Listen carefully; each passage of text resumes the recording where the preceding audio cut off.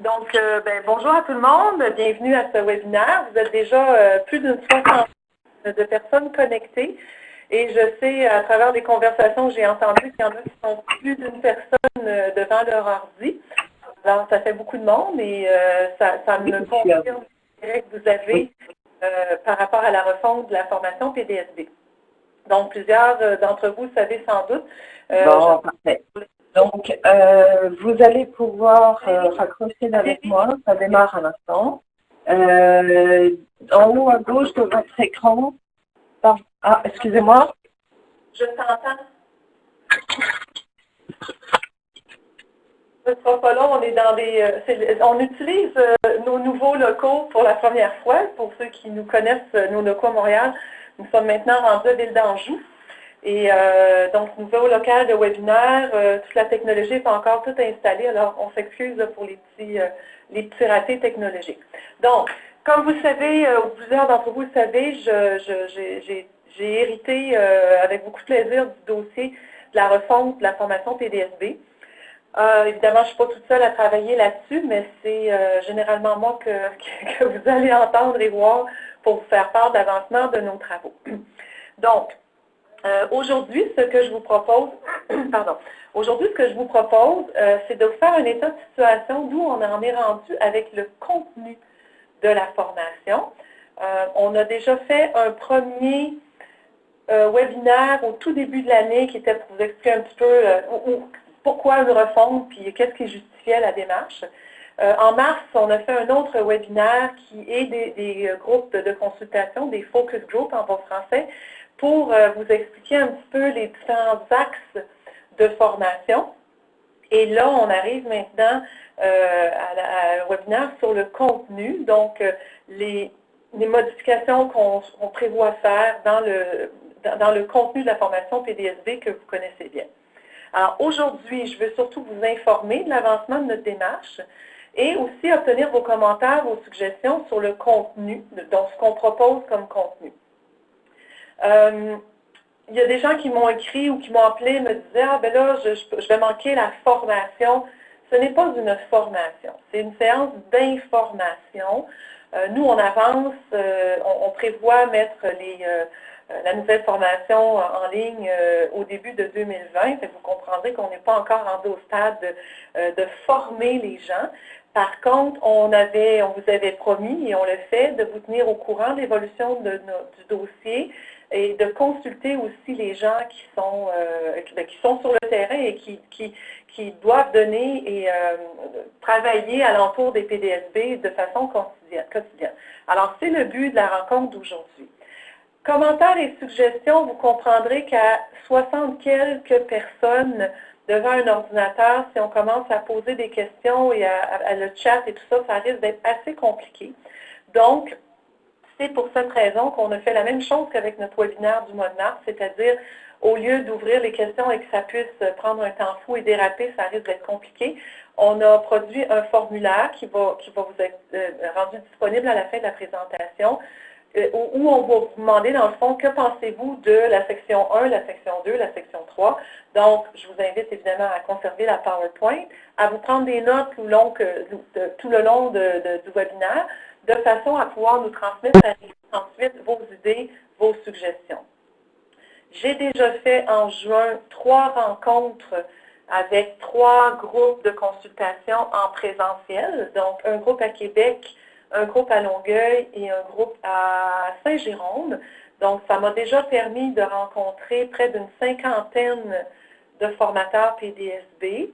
Le webinaire, là, voyez-vous, je vois déjà 60aine de personnes, plus probablement d'autres. Je comprends très bien qu'on est dans l'été, c'est les vacances, il y a eu beaucoup de commentaires là-dessus. J'espère que vous comprenez que nous, il faut qu'on avance. Il faut qu'on avance et on ne peut pas dire on va attendre toujours le meilleur moment. Donc, les rencontres de consultation ont lieu en juin. Rapidement, les groupes se sont remplis, donc ça me dit qu'il y avait suffisamment de monde qui était disponible en juin pour y assister. On a une centaine d'inscriptions pour le webinaire d'aujourd'hui. Tout le monde n'est pas encore connecté, mais je pense que ça va continuer de monter.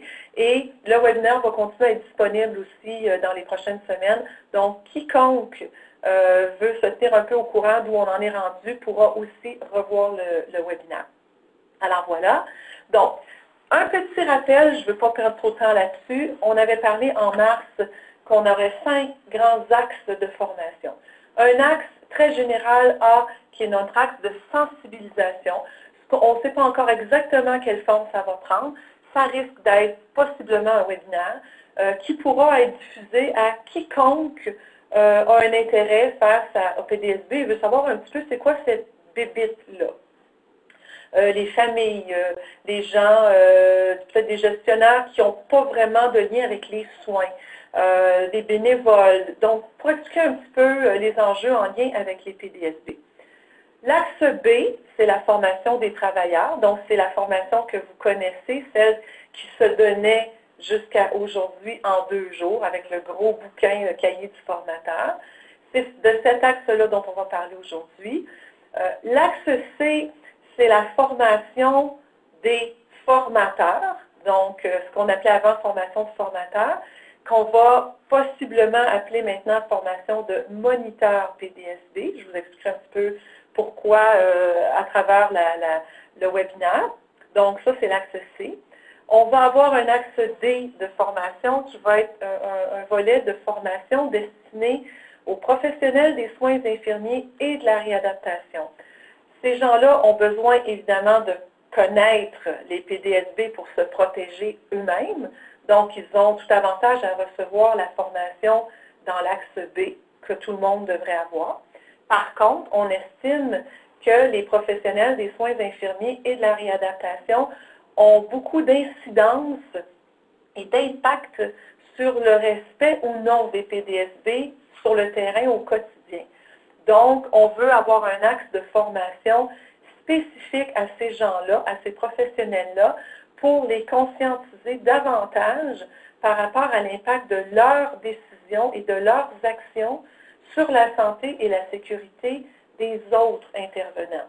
Petit exemple rapide, une physiothérapeute qui insiste pour qu'on continue à lever une dame qui a presque plus de mise en charge parce qu'on veut maintenir sa mise en charge, bien, cette insistance-là de la part de la physio peut se traduire par un danger pour la préposée. Alors, on va sensibiliser les physios, les ergos, les infirmières, dire, bien, regardez, il y a peut-être un outil ou un équipement qui permettrait quand même de travailler la mise en charge de cette dame-là, sans pour autant compromettre la santé et la sécurité du personnel. Même exemple, lorsqu'une infirmière, par exemple, insiste pour qu'on retire systématiquement une toile au fauteuil roulant, pour une personne qui n'a pas nécessairement des risques de plaie, bien, ça ne fait pas de différence pour le patient, mais ça peut faire une grosse différence pour le soignant qui doit installer et retirer des toiles des dizaines de fois par jour. Donc, vous voyez un petit peu l'angle qu'on veut prendre auprès des professionnels. Donc, plus de sensibiliser face aux enjeux de santé et sécurité pour les autres personnes qui manipulent les clients. Notre axe E, ce n'est pas un axe qui est juste la formation, ça va être un axe qui va comprendre tous les outils de gestion, comment on devrait déployer la formation PDSB dans les établissements, quels sont les outils dont vous avez besoin, les audits, les checklists, les formulaires d'inspection, des équipements, bref, plus le côté organisationnel de la chose. Donc, comme je vous l'ai dit, aujourd'hui, on se concentre sur la formation des travailleurs. Vous noterez que j'ai noté à côté « outils multimédia », c'est que la formation des travailleurs va être déclinée en 2 volets. La première partie va être un outil multimédia, c'est-à-dire toute la formation théorique sera éventuellement disponible en ligne. J'entends déjà des petits hamsters, des commentaires dans vos têtes. Ben oui, on n'apprend pas PDSB en regardant un ordinateur. Vous avez tout à fait raison. Par contre, il y a beaucoup d'éléments théoriques qui peuvent très bien s'enseigner sur un ordinateur. Alors, ils seront disponibles en ligne. Évidemment, il y aura aussi dans les établissements des formateurs, et là je vais mettre formateur / moniteur PDSB parce que ça va changer, qui auront la responsabilité de traduire ou d'aider les gens à s'approprier les concepts théoriques en concepts pratiques. Donc, j'aurais appris, par exemple, sur un outil multimédia, comment ça fonctionne, les niveaux d'assistance, ou comment c'est quoi un transfert de poids. Bien, j'aurai après ça, dans mon établissement, un moniteur qui va avoir la responsabilité de m'aider à m'approprier ensuite les mouvements. Ce que ça va permettre de faire, c'est que l'outil multimédia va faire en sorte que le message va être plus uniforme, le message va être toujours, je vais dire, on va niveler par le haut, parce qu'on entend encore toutes sortes de choses. J'ai encore quelqu'un hier qui m'a dit qu'un groupe d'étudiants qui proviennent d'une école sont arrivés en disant, ben nous, on a appris que le lit, il faut toujours le mettre à la hauteur du pubis. Je suis sûre que je vous vois pas, mais je vous vois sourire. Donc, ça va éviter ce genre de dilution du message et que le message change au fil des années. Alors, voilà pour ça. Donc, on commence la consultation, contenu de formation en développement. Donc, ce que je vous dis, c'est vers quoi on s'en va. En fait, ce que je vous montre sur la PowerPoint, vous allez voir, en fait, je vais vous dire des choses, mais j'ai déjà eu des rencontres avec des collègues et on a déjà cheminé sur un paquet de choses là-dessus. Et c'est vraiment un processus en développement. Je dirais que pour le prochain mois et demi, ça va être, on va toujours être en mode bonification. Donc, imaginez-vous un outil multimédia qui va comporter 7 sections, donc une section introduction, évidemment, une section sur l'approche globale de la situation de travail, une section sur les niveaux d'assistance, donc vous voyez qu'on n'est pas loin déjà de ce qu'on connaît. La section 4, c'est là qu'il y a un plus gros changement. On parlerait d'une démarche, de toute la démarche complète pour avoir un soin agréable et sécuritaire. Je vais aller dans les détails plus tard. Ensuite, la section 5, des continuums de déplacement. Ça va être une nouveauté. Plutôt que de présenter des déplacements comme étant des actes plus statiques et une tâche très spécifique, on va regarder plus sous forme de continuum, mais vous allez voir de quoi il s'agit dans quelques minutes. On va avoir une section sur les postures sécuritaires de travail parce que c'est un élément qui ressort constamment et pour lequel les gens sont peut-être moins outillés. Alors, on va travailler cet aspect-là. Et bien entendu, une conclusion. Il y aura aussi, à travers l'outil multimédia, je ne peux pas vous dire si ça sera à chaque section ou à la toute fin, la possibilité de faire un quiz, un examen, qui permettra, pour les gens qui veulent obtenir la carte, avant d'aller à la partie pratique avec un moniteur, il faudra qu'ils aient démontré qu'ils ont bien suivi et compris le volet théorique avant d'aller au volet pratique avec un moniteur. Et ça, je pense que ça va aider beaucoup de choses pour l'émission des cartes parce que là, présentement, on sait, c'est une attestation de participation. Ça va encore être le cas, mais minimalement, on va s'assurer que les gens ont compris la théorie avant d'émettre l'attestation à la fin de la partie pratique. Alors, voilà pour ça. Donc, la section introduction. Bien évidemment, hein, c'est la poutine qu'on a l'habitude d'avoir dans toute forme de formation ou d'outils multimédia. À qui on s'adresse? Pourquoi on suit cette formation-là? Quels sont les risques? Pourquoi est-ce qu'il faut suivre la formation PDSB? Quelle est la philosophie, les objectifs de la formation? Donc, des choses auxquelles on est habitué. Pourquoi suivre la formation et à qui on s'adresse? On veut vraiment mettre l'emphase beaucoup sur le fait que la formation PDSB, c'est avant tout une formation de santé, sécurité au travail. Et on dirait qu'avec les années, cette notion-là s'est un petit peu diluée avec le temps. On la voit dans certains cas comme une formation très clinique, on la mélange avec la formation de préposé aux bénéficiaires alors que c'est un mince aspect d'une plus grande formation de préposé. Alors, on veut vraiment remettre l'emphase que la raison pour laquelle on suit la formation PDSB, avant tout, c'est pour notre propre santé et notre propre sécurité. C'est bien sûr que ça ne se fait pas au détriment du client.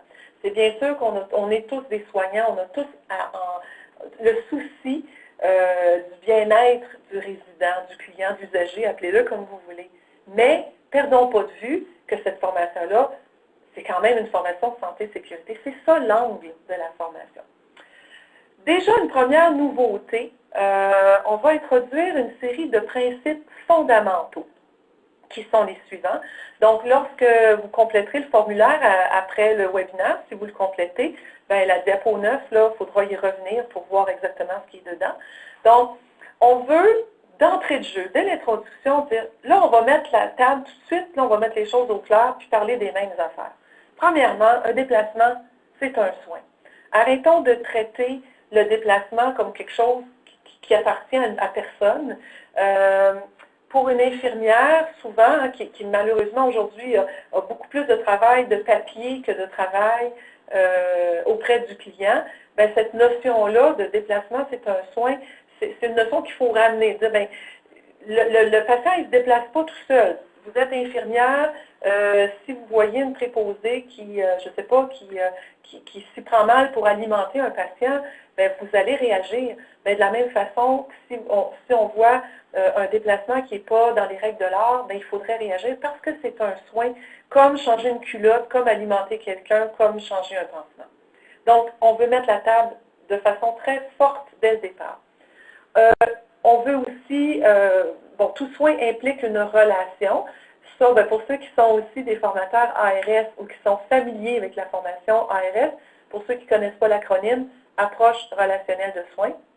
Donc, tous ceux qui sont familiers avec ça, vous voyez que c'est la même terminologie.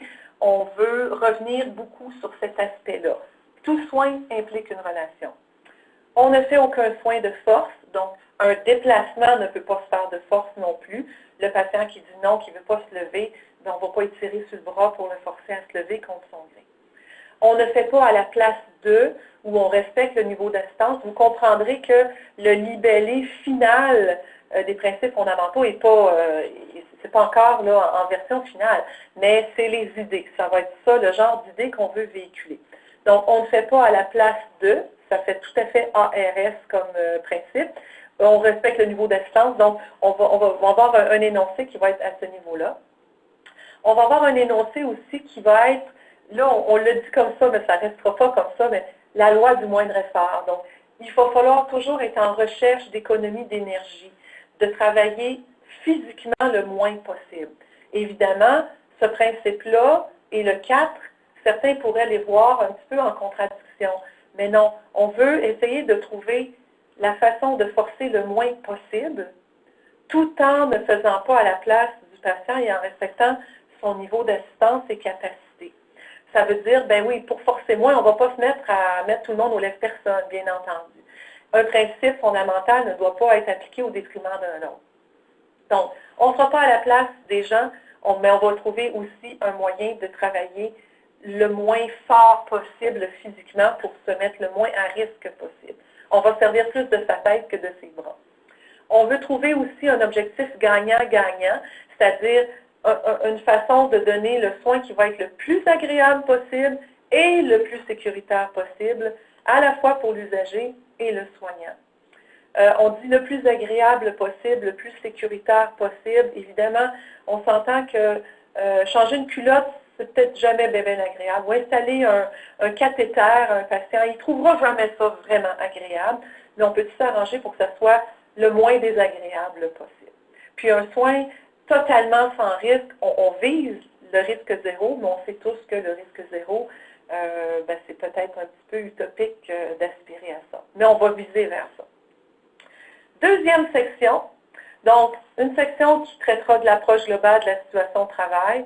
Écoutez, je ne passerai pas bien du temps là-dessus, vous la connaissez. Il est possible qu'on la modifie légèrement, on ne va pas tout revirer à l'envers. Par contre, on pense qu'il y aurait lieu qu'ici, dans le milieu, attendez un petit peu, j'ai perdu mon curseur, je ne le vois pas. Je veux aller chercher pour pouvoir pointer à l'écran, mais je n'y arrive pas, mais c'est pas grave. Dans le milieu, on voudrait avoir le travailleur qui est au centre. Évidemment, dans une approche clinique, ce ne serait pas le travailleur qui serait au centre, ce serait le patient. Mais on est dans une formation de santé-sécurité, donc on pense que le travailleur devrait être au centre de l'analyse de son activité de travail. Bon, là, je pense que je viens de récupérer mon curseur. Non. Ah, c'est OK, tout petit. Il est minuscule. Bon, alors voilà. Donc, une section sur l'approche globale, je vous fais grâce des détails, vous la connaissez aussi bien que moi. Section sur les niveaux d'assistance. Gros changement qu'on vous propose. Là, évidemment, comme je disais tantôt, là, il n'y a rien de coulé dans le béton. Et comme vous pouvez voir, c'est une belle affiche que j'ai faite à la main, qui est temporaire, mais qui explique un peu le concept. Je vous explique. Présentement, on connaît nos 3 niveaux d'assistance, supervision, assistance partielle, assistance totale. On a 3 tartes avec une répartition différente selon le niveau d'assistance. Ça donne un peu l'impression que les niveaux d'assistance, c'est quelque chose de relativement statique. Et qu'on est dans la catégorie 1, dans la catégorie 2 ou dans la catégorie 3. Alors que dans les faits, c'est pas vrai. On sait bien, on est plutôt dans une espèce de continuum. On peut avoir une personne très autonome jusqu'à l'autre bout du continuum, une personne à la limite décédée qui ne peut plus rien faire. Donc, si je vais dans mon diagramme ici, là, ne lisez pas comme un graphique. Ce n'est pas un graphique. Sur le côté gauche, ici, on a la contribution respective de chacun des éléments ou des partenaires. Celui du bas, en noir, c'est le soignant. En rouge, c'est la contribution des équipements. En vert, c'est la contribution des clients. Et en orange, en fait, le orange va s'en aller avec le soignant. C'est le volet communication, parce que c'est quand même le soignant qui est responsable de mettre en place la communication avec le patient ou le client. Donc, on voit ici du côté gauche, je ne sais pas si vous voyez mon petit curseur qui est vert, là, il est très très pâle. Là, je pointe complètement à gauche. En bas à gauche, bien évidemment, j'ai un client qui est capable de faire beaucoup de choses, une grosse contribution au déplacement, une petite contribution d'équipement, une petite contribution du soignant. Puis imaginez-vous là, que la communication qui est en haut, elle s'en vient en bas. Ce que ça veut dire, bien, j'ai un client qui est capable de faire beaucoup de choses. Le soignant va communiquer, va lui dire une consigne. Levez-vous, Mme Tremblay, c'est l'heure de votre radiographie. Elle a peut-être une canne, une chaise, un fauteuil auto-souleveur, mais c'est le client qui va faire le gros de la job. Et vous comprendrez, vous avez sûrement noté, je parle de contribution au déplacement et non pas d'effort. Sur les tartes telles qu'elles sont présentement au niveau d'assistance, on parle effort client, effort soignant. On ne veut plus avoir cette notion-là parce qu'on ne veut pas d'effort, on veut le moins d'effort possible. Donc, contribution de chacun. À mesure qu'on s'en va vers la droite dans le continuum, bien, vous voyez que la contribution du soignant augmente, mais à un moment donné, elle plafonne.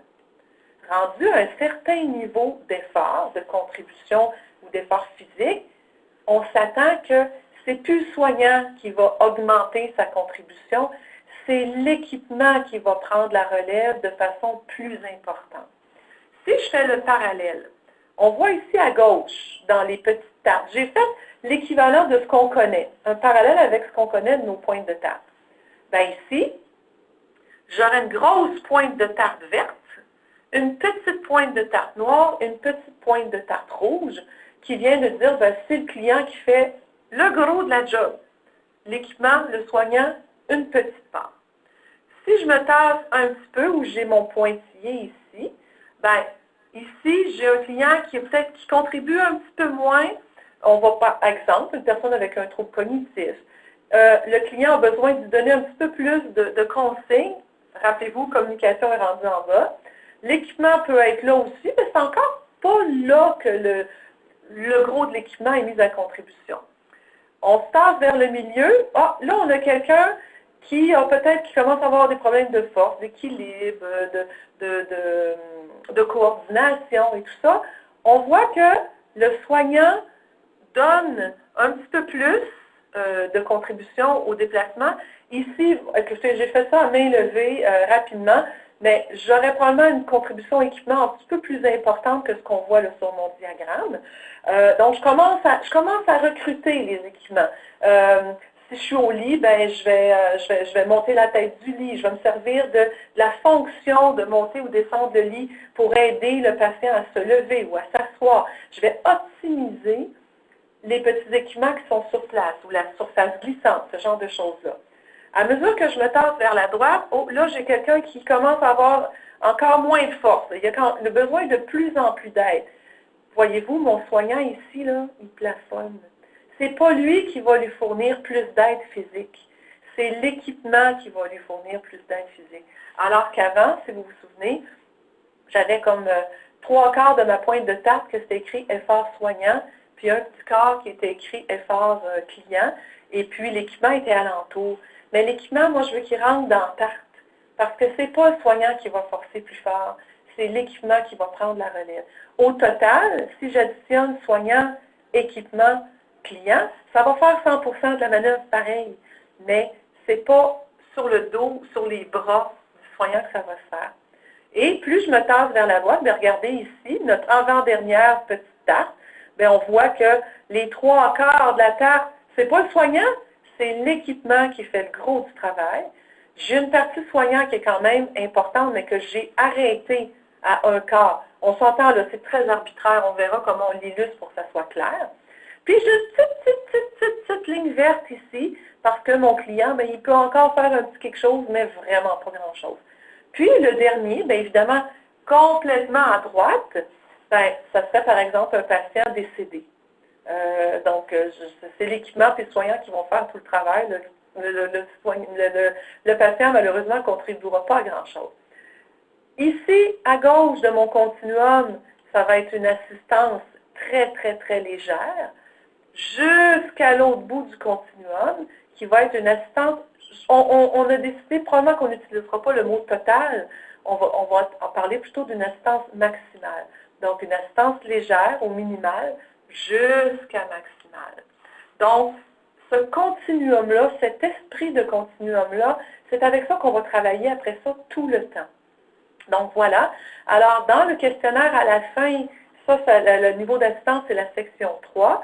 Je vous invite évidemment là, à me transmettre vos commentaires, vos idées par rapport à ça. Et même, à la limite, seulement si vous aimez l'idée. Si vous aimez l'idée, vous pouvez l'écrire dans le clavardage à gauche. Mais si vous avez des commentaires longs, des questions et tout ça, ça sera dans le questionnaire à la fin du webinaire. Section 4. Là, on s'en va ailleurs, vraiment. Bien, ailleurs, puis dans la continuité quand même. Démarche complète pour un soin agréable et sécuritaire. J'aime ça, je vois des géniales, ça fait beaucoup de sens, j'adore, j'aime, plus réaliste. Moi, là, vous venez de me donner un paquet de petites tapes dans le dos, merci. C'est sûr que je suis très ouverte aux commentaires qui iraient dans l'autre sens aussi, mais c'est quand même plus fun quand on sent qu'on est sur la bonne voie. Donc, démarche complète pour un soin agréable et sécuritaire. Vous vous souviendrez qu'on avait une affiche qui s'appelle encore, elle existe encore, préparation en bref.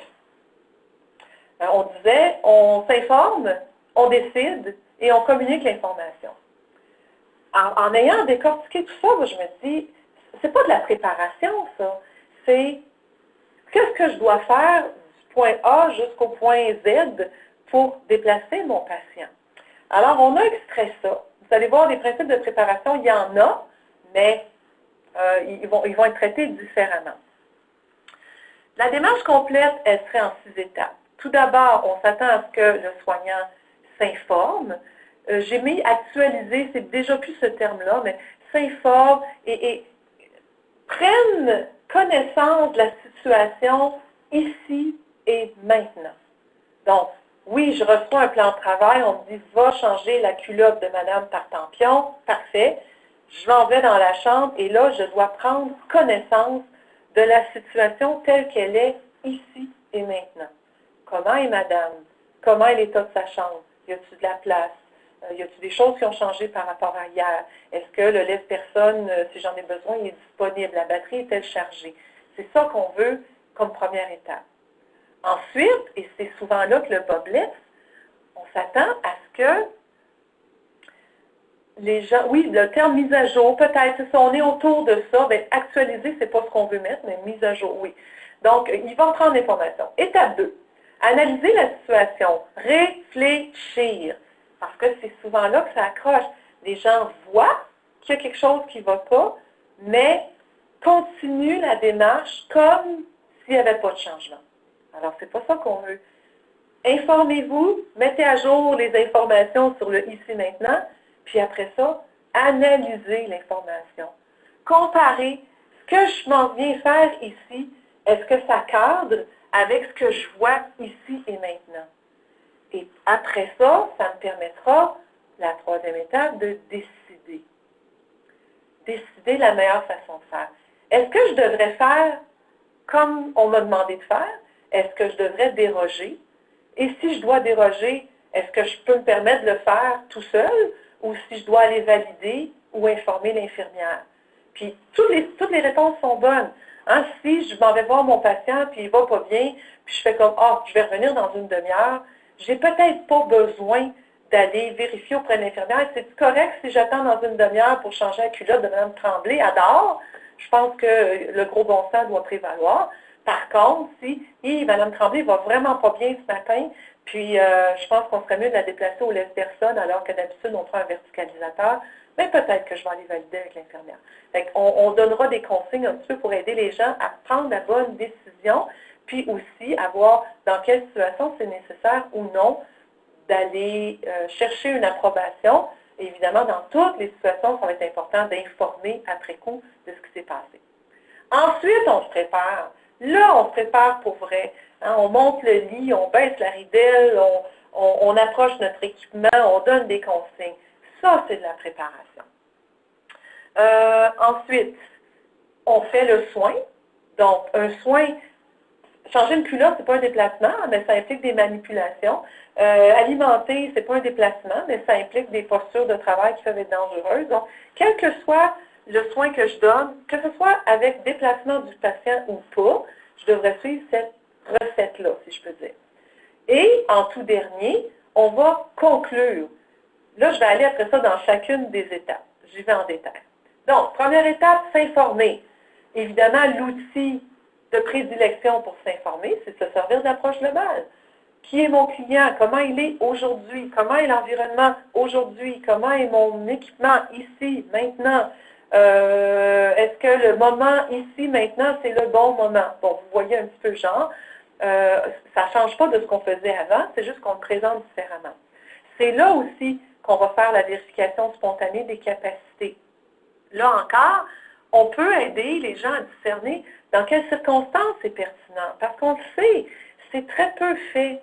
Mais on pense que c'est très peu fait, la vérification spontanée des capacités, parce que des fois, ce n'est pas pertinent. Alors, si par exemple, la personne, comment je pourrais dire, si je dois lever une personne de son fauteuil, on s'entend-tu que la vérification spontanée des capacités elle est très importante? Parce que je ne veux pas lever une personne qui risque de s'écraser dans mes bras. OK? Mais si je fais un soin au lit, peut-être que j'ai moins besoin. C'est sûr que si je veux, la personne, elle se tourne sur le côté, je vais demander, êtes-vous capable de plier vos genoux? Êtes-vous capable de tenir la ridelle? Ça devient ma vérification spontanée. Je n'ai pas nécessairement besoin de lui demander de faire du nautilus avant pour savoir si ses bras bougent bien. Vous voyez un petit peu la nuance. Donc, voici un petit peu là où on va aller avec le volet s'informer et on va essayer. Oui, quelqu'un dit c'est aussi la vérification des douleurs. Bien, c'est ça, ça me permet de savoir il est comment mon patient à matin, là, au moment même où je vais le déplacer. Donc, êtes-vous d'accord? Bien oui, je suis tout à fait d'accord avec vous, Mme Rochelot. Donc, voilà pour l'étape s'informer. J'arrive à ma deuxième étape. Comme on dit, c'est là souvent que ça accroche. J'analyse la situation, je réfléchis, je compare. Qu'est-ce qui m'est demandé et qu'est-ce que je vois ici, là, ici, maintenant, puis ça marche-tu? Parce que si ça marche, je vais pouvoir procéder, mais si ça ne marche pas, il va falloir que je me réajuste et que je décide d'une autre stratégie, d'un autre moment, d'un autre équipement, d'une autre façon de faire. Alors, cette étape-là, je suis tout à fait d'accord avec il y a des gens qui m'ont dit, ouais, mais tu sais, Jocelyne, on prend l'information pour on analyse en même temps. C'est vrai. Puis on décide un peu en même temps. Tout ça se fait en continu dans la réalité. C'est tout à fait vrai.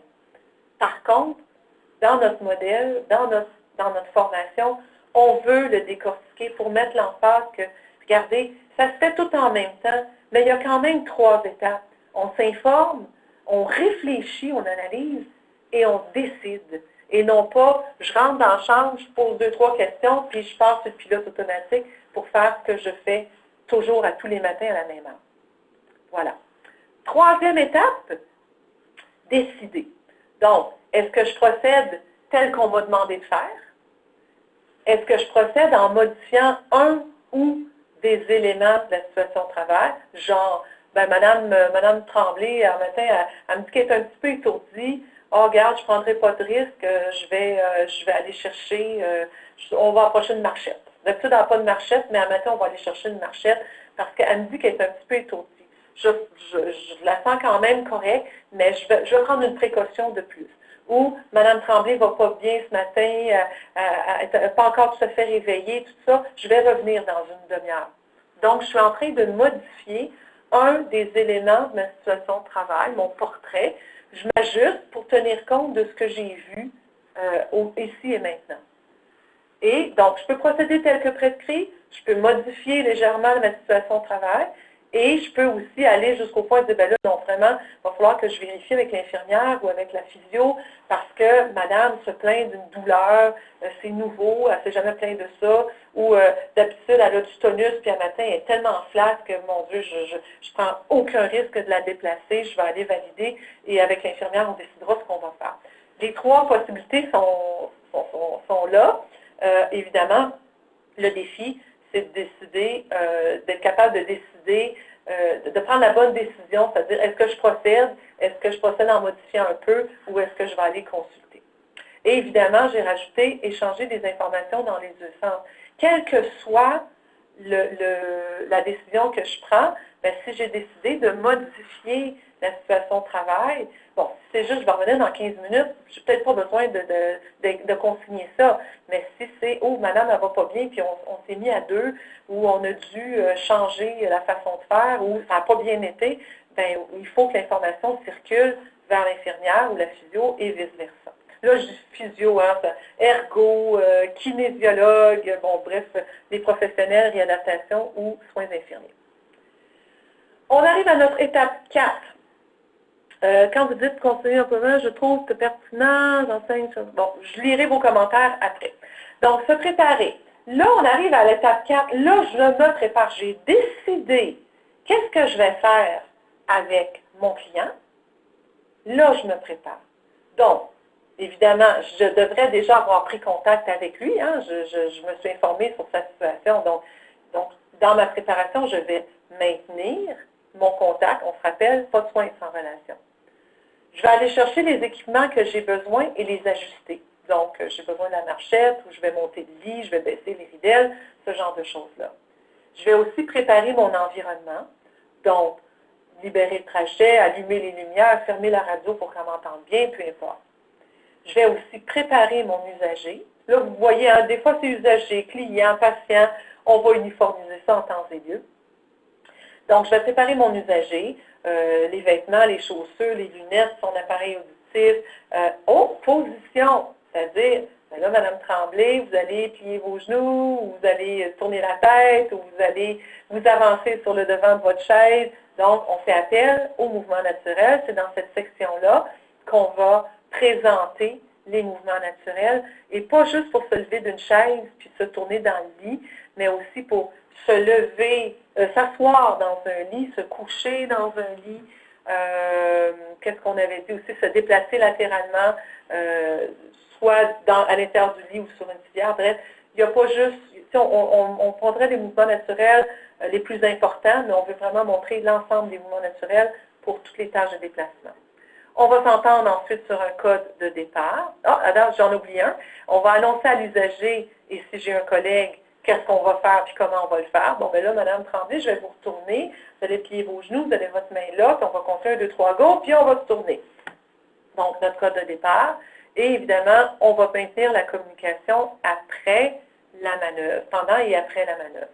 Donc, là, on est vraiment dans la préparation proprement dite. Alors que tantôt, notre s'informer, décider, on n'est pas dans la préparation. On est en train de montrer c'est quoi toute la démarche que le soignant doit faire. Alors voilà pour ça. Ensuite de ça, l'étape 5, on fait le soin. Là, on arrive dans le vif du sujet, on déplace la personne, on l'alimente, on lui met son chandail, on change sa culotte, on est vraiment dans l'action. On va avoir une affiche qui va être encore une affiche, là vous voyez c'est écrit 1 de 2, je ne peux pas toute la rentrer sur le même, donc quand vous donnerez les commentaires à la fin, gardez en tête qu'il y a 2 diapos pour l'étape 5, ben, pour le principe de positionnement, qu'on va sans doute appeler plutôt principe de posture. Là c'est écrit positionnement, mais on a déjà pas mal réfléchi, ça risque d'être principe de posture. Il y a des postures, des éléments de base fondamentaux qu'on recherche toujours. Peu importe ce qu'on fait, que je sois en train de déplacer un patient, en train de l'alimenter, changer une culotte ou travailler à l'ordinateur, je devrais toujours rechercher à me rapprocher le plus possible d'une posture qui me permet d'avoir la tête droite, le dos droit ou neutre, on n'a pas décidé, donc pas de flexion, pas de torsion, pas voûté. On veut une posture aussi où je vais avoir les coudes ou les bras, pas encore décidé, près du corps. Je veux une posture qui va être le plus symétrique possible. Je veux une posture aussi avec mes pieds qui vont me permettre de toujours être en équilibre. Et ça, c'est important, vous allez voir, ça va avoir des conséquences sur nos mouvements de soignants tout à l'heure. Puis je veux des pieds qui vont être positionnés pour rendre le mouvement facile. Donc, évidemment, si j'ai la tête droite, le dos droit tout le temps, les coudes près du corps symétriques, je ne peux pas faire grand-chose. Hein?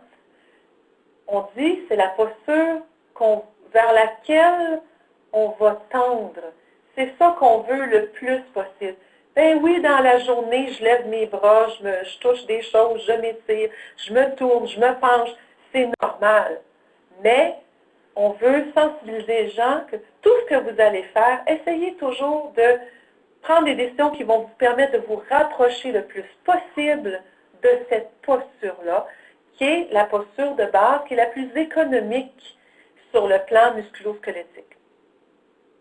Donc, deuxième partie de la fiche, donc probablement dans le bas de la fiche, il y aurait à ce moment-là des trucs ou des stratégies pour respecter la posture de base qu'on recherche. Par exemple, ben, placez-vous le plus possible face à votre tâche. Donc, déplacez-vous, tournez, là c'est écrit le corps, mais tournez dans le fond les pieds pour faire le plus possible face à votre tâche. Rapprochez-vous de votre tâche ou rapprochez la tâche de vous. Donc, ça fait appel à la distance horizontale entre moi et ma tâche. Se placer à la même hauteur que la tâche ou placer la tâche à sa hauteur, ça fait appel à la distance verticale entre moi et la tâche. Je vais me monter sur un petit banc, je vais baisser le lit, je vais m'asseoir sur un petit banc à terre pour être à la hauteur des pieds de la madame à qui je veux changer un pansement. Donc, la notion verticale, alors que le 2, c'est une notion plus horizontale. Placer les accessoires, les outils près de moi, de mon côté dominant pour m'éviter de faire des torsions. Fait que là, voyez-vous, ça commence à ressembler à ce qu'on enseigne dans les postures sécuritaires de travail. Mais une posture sécuritaire, que je sois en mouvement pour déplacer un patient ou que je sois plus statique pour, par exemple, alimenter ou changer un pansement, ma posture de base que je recherche est toujours la même. Alors, quand on va arriver tout à l'heure dans notre section sur les postures sécuritaires de travail, notre affiche sur les postures va nous servir autant pour les déplacements que pour les autres types de soins. On rajoute aussi des concepts, des stratégies pour faire penser aux gens, mais pour réduire vos contraintes posturales, pour forcer moins, pour avoir moins mal, pour être moins fatigué. Bien, prenez appui, par exemple, si vous devez vous pencher ou travailler à bout de bras. Ça va arriver, on n'a pas le choix de se pencher dans notre travail. On n'est pas des robots, on n'est pas droit comme un i toute la journée. C'est normal qu'on se penche. Mais si vous avez à vous pencher, prenez un point d'appui avec votre bras, avec votre jambe. Bougez.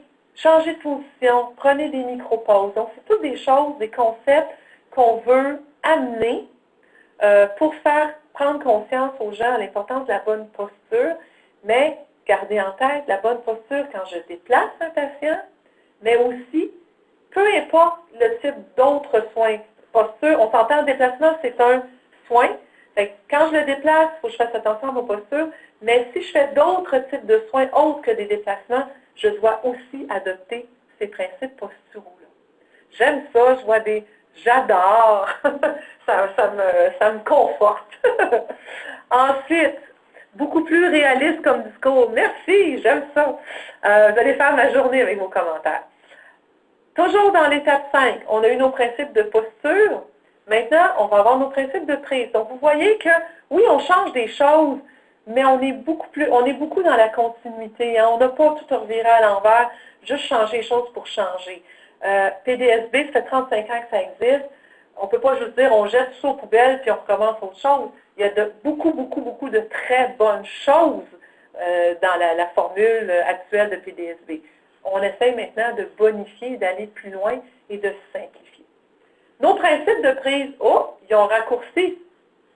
Prise solide, douce, puis proche. Les autres affaires, vous allez voir, ils vont être en deuxième partie de la fiche. Mais dans le fond, ce que je veux, là, j'aime ça, quelqu'un dit, ça me donne le goût de donner des capsules. C'est ça qu'on veut. On va avoir besoin de 20 du monde pour donner des capsules et des formations. Donc, dans mes principes de prise, essentiellement, quand je vais tenir mon patient, je veux que ça soit solide, je ne veux pas l'échapper. Je veux que ça soit doux, je ne veux pas y faire mal. Puis je veux le garder le plus proche. En fait, je veux qu'on soit le plus rapproché possible pour éviter d'être à bout de bras. En deuxième partie de la fiche, par contre, on va dire, pour respecter ces grands principes-là, on a un paquet de trucs pour vous. Parce qu'avant, on marquait que dans nos affiches, on avait des principes, mais on avait aussi des moyens d'atteindre ces principes-là. Alors, on a décidé de démêler ça. Donc, voici des trucs pour respecter les principes de prise solide, douce et rapprochée. Prenez des poignées, prenez des rallonges, demandez aux clients de participer à la prise.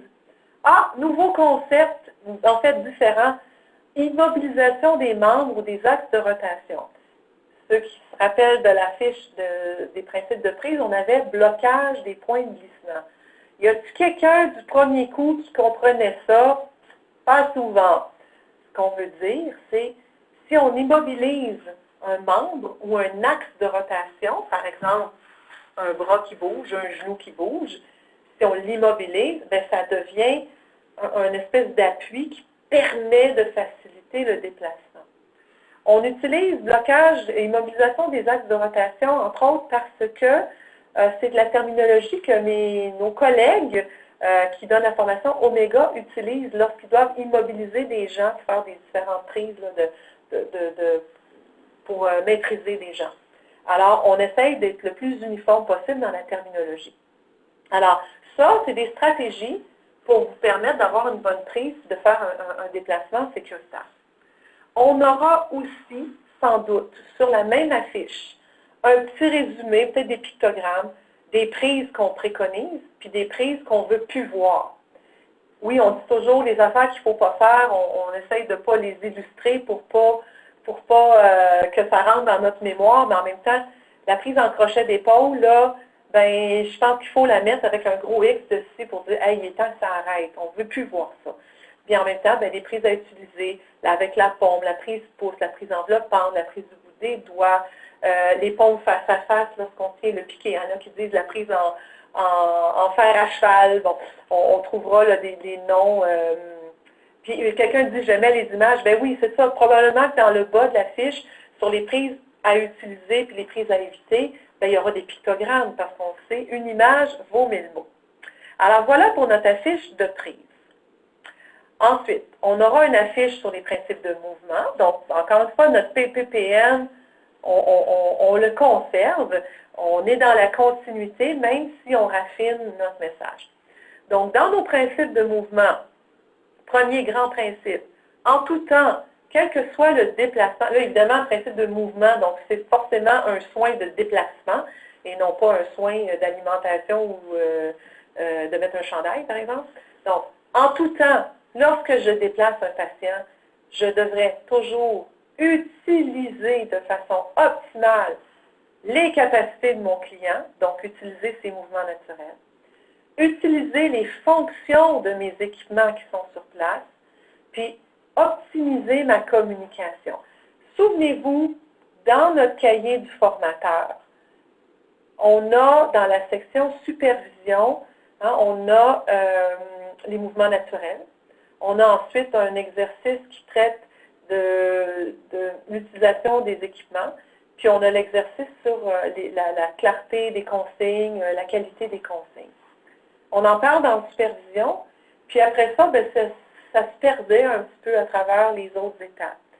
Là, ce qu'on veut dire, c'est non, c'est pas juste en supervision qu'il faut utiliser le mouvement naturel, puis utiliser une ridelle ou monter le lit ou baisser le lit pour aider le client à se lever, puis qu'on doit donner des bonnes consignes, c'est tout le temps.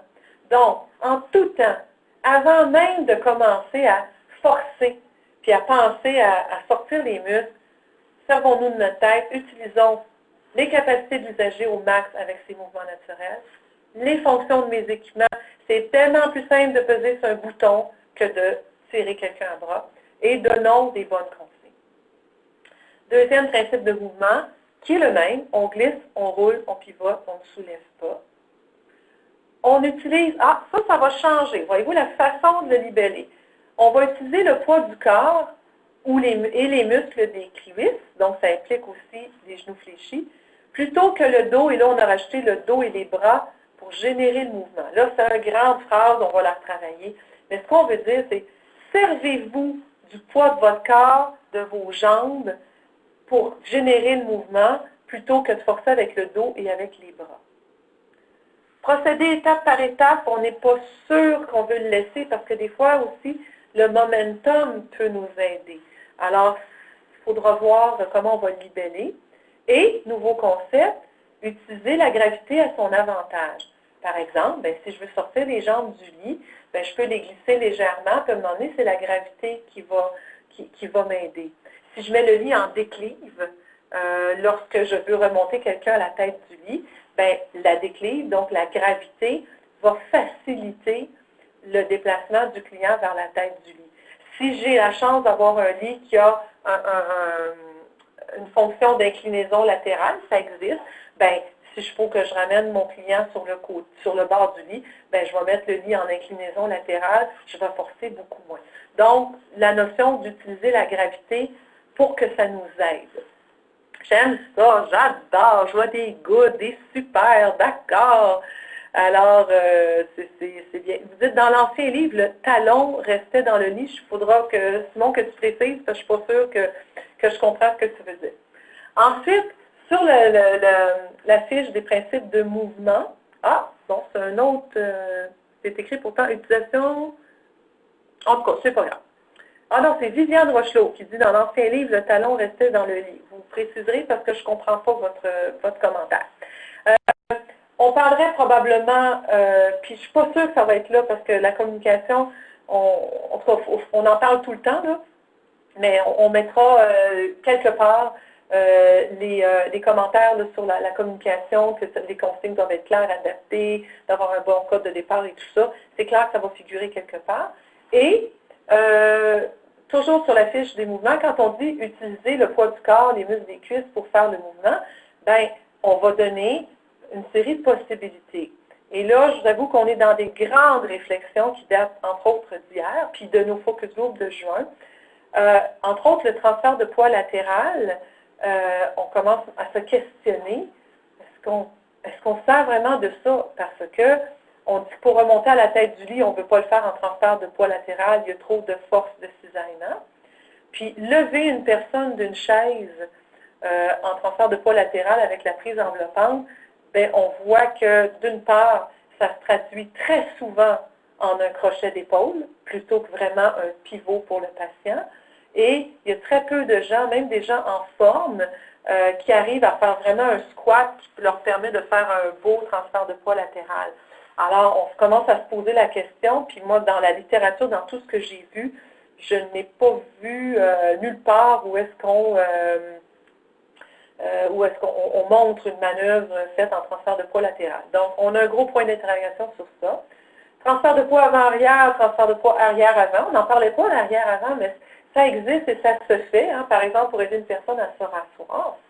Le contrepoids sur une jambe, là, vous notez que je n'ai pas écrit contrepoids tout court. Quand je vous disais tout à l'heure que dans nos principes de posture, on avait dit on veut avoir les pieds positionnés de façon à ce que la personne soit toujours en équilibre. Bien, soyons conséquents. Si mes deux pieds sont côte à côte et que, par exemple, je saisis le piquet pour faire un contrepoids et glisser le client, ben, mais je ne suis pas en équilibre. Si le drap lâche, si le client décide qu'il se lève les fesses à go, je me retrouve à terre. Alors que dans les bonnes stratégies de manutention, et là on est allé regarder dans la littérature, on dit toujours d'avoir les deux pieds, là vous me voyez mal, mais d'avoir, au lieu d'avoir les deux pieds parallèles comme ça, d'avoir les deux pieds décalés. Et ça, ben, c'est un contrepoids quand même, mais sur une jambe. Alors la notion de contrepoids avec les deux pieds côte à côte, probablement que ça ne figurera même pas dans le cahier. Et, nouvelle notion, un transfert en utilisant, là on va le changer, mais ça va être transfert avec un équipement à roulette. Par exemple, ben, je pourrais être assis sur un tabouret à roulette, voire sur un skateboard au niveau du sol, et me déplacer, juste skateboard, mais une planche à roulette, peu importe, et me déplacer latéralement avec un patient ou avant-arrière. Ça se fait beaucoup, entre autres, en pédiatrie. Donc, c'est une façon aussi efficace d'utiliser le poids du corps, le muscle de ses jambes, plutôt que le dos et les bras pour déplacer le client. Fait qu'on s'en irait vers ça dans nos nouveaux principes de mouvement. Mais vous voyez qu'on n'est pas ailleurs, hein? On est en continuité avec ce qu'on a toujours enseigné, mais on élague, on enlève des choses qui ne sont pas bonnes, puis on bonifie. Est-ce que le contrepoids pour assister un résident à se lever, fauteuil, lit sera toujours enseigné? Un gros non avec un 4 points d'exclamation. La raison étant claire, on a consulté, on a revu la littérature, toute la littérature est uniforme là-dessus, c'est une manœuvre qui est dangereuse. Elle est dangereuse au niveau de l'équilibre, elle est dangereuse parce que les forces de compression sur la colonne excèdent largement les maximums sécuritaires. Elle est dangereuse parce que même lorsqu'on l'enseigne et qu'on la pratique, les gens, la majorité des gens ne la maîtrisent pas bien. Et même, je pense que je peux me permettre de dire que je la maîtrise assez bien. Et malgré ça, c'est forçant pour moi. Je trouve ça dur sur le bas de mon dos. Alors, j'imagine la préposée de 62 ans, 5 pieds 2, qui a un peu d'embonpoint, une grosse poitrine, de l'arthrose dans les deux genoux, qui ne fait pas de sport. Demandez-lui de faire un contrepoids, faire un squat, ça ne marche pas. Alors, puis on dit, ça va être quoi l'équivalent? Bien, l'équivalent, c'est tout le reste, c'est-à-dire les verticalisateurs, c'est-à-dire les leviers à station debout, c'est l'utilisation optimum des équipements. Donc, il n'y a pas de remplacement. C'est une manœuvre qui ne devrait plus se faire, point à la ligne, parce qu'on a dans notre continuum des moyens en offrant un peu d'aide, comme par exemple, transfert de poids avant-arrière, prise pouce, puis que si rendu là, la personne n'est plus capable de se lever avec ces moyens-là, on devrait passer à l'équipement, parce que rappelez-vous, dans notre diagramme, dans notre section sur les niveaux d'assistance, qu'au moment où le soignant commence à forcer, il plafonne et c'est l'équipement qui va monter. On dit qu'il n'y a pas nécessairement de verticalisateur dans les résidences et tout ça. Bien, il va falloir qu'il y en ait, ça va devenir un argument pour qu'il y en ait. De dire on va continuer à enseigner des méthodes dangereuses parce qu'on n'a pas les équipements qu'il faut, ce n'est pas une option. Je sais que ça suscite beaucoup de débats, de réflexions, mais de dire on va continuer à faire des choses qu'on sait qui ne sont pas sécuritaires parce qu'on n'a pas le courage d'aller acheter des équipements ou le budget. Bien, un accident, ça coûte pas mal plus cher qu'un verticalisateur. Alors, on n'a pas le choix, il faut faire ce virage-là. De la même façon qu'il y a 20-25 ans, on est arrivé, pas moi, mais des collègues à la SAS, qui ont dit, bien, ça prend des leviers au plafond. Ben, oh, ça coûte cher. Ben oui, ça coûte cher. Mais si on veut déplacer des gens dans le lit ou sur une civière, d'un lit ou une civière ou une chaise, ben ça prend des leviers au plafond, puis il va falloir en avoir. Est-ce que les gens vont continuer à forcer, quelqu'un dit en soins palliatifs, les aidants continueront de soulever si on enseigne, sinon d'enseigner adéquatement? Ben, c'est que si on continue à offrir cette option-là, ben les gens vont continuer à s'en servir, puis on n'a pas de raison d'acheter d'équipement. Est-ce que les gens vont arrêter de forcer puis arrêter de se mettre à risque? Non. Je ne crois pas au Père Noël à mon âge, je ne crois pas au miracle. Mais nous avons la responsabilité d'enseigner les meilleures pratiques. Et lever une personne par contrepoids, ce n'est pas dans les meilleures pratiques. Et je peux vous sortir un pied d'épais de littérature là-dessus. On est très confortable avec cette décision-là. Dernière étape dans mon processus entre ma saisie d'informations, mon analyse, ma prise de décision, je fais mon soin et là, ben, je conclus. Conclure, ça veut dire, ben, j'ai terminé mon soin, ma manœuvre. Ah ben là, il faut peut-être que je monte la ridelle, que je baisse le lit, que je mette les freins, que j'enlève les freins, que je me pose la question, ça a-tu bien été? Puis si oui, parfait. Sinon, qu'est-ce que je n'ai pas fait de correct? Ou, il faudrait peut-être que j'aille informer l'infirmière que, là, à chaque fois que je lève Mme Tremblay, là, je m'excuse, Simon, je parle toujours de Mme Tremblay. À chaque fois que je lève cette patiente-là, ça fait 2 semaines, à chaque jour, c'est de plus en plus difficile, elle s'aide de moins en moins. Ben, il ne faudrait peut-être pas attendre 2 semaines. Quand ça commence à aller moins bien, il faut se poser la question de dire, est-ce que je devrais aller informer quelqu'un? Et ça, à chaque soin, je devrais me poser cette question-là. J'ai-tu quelque chose à dire à quelqu'un sur la façon que le soin s'est déroulé? Alors, je vois des petits commentaires, transfert de poids latéral, bon. Alors, je vais lire ça, évidemment, attentivement à la fin du webinaire. On achève. Donc, maintenant, section 5, je vous ai parlé de continuum de déplacement. Rappelez-vous l'illustration que je vous ai montrée sur les niveaux d'assistance, donc mon espèce de graphique où la capacité du client diminue, où la contribution de l'équipement et du soignant augmente avec un plafond de la contribution du soignant. Imaginez-vous qu'on reprend ça et qu'on fait l'exercice pour tous nos types de déplacements. Par exemple, déplacement entre 2 assises, j'aurai à ma disposition, et sur l'outil multimédia, mais aussi dans une autre forme de document, l'étape, comment je peux dire, le niveau A jusqu'au niveau Z. C'est-à-dire, niveau A, j'ai un client qui peut faire la manœuvre tout seul. Bien, voici, il fait, je lui dis comment faire, je lui dis levez-vous puis il se lève. Ça serait fun que ça soit comme ça tout le temps. Un petit peu plus loin, mon patient il a un petit peu de difficulté à comprendre. Bien là, je vais lui donner des consignes. Voici le genre de consignes qu'on pourrait lui donner. Bon, dans ce cas-ci, mouvement naturel pour se lever d'une chaise. Il y a encore un petit peu de misère. Là, il manque un petit peu de force. Bien, avant de commencer à me servir de mes muscles, je devrais dire, qu'est-ce que je peux faire pour que ce soit plus facile en optimisant mon équipement? Bien, peut-être qu'à l'avenir, on pourrait mettre un coussin sur son fauteuil.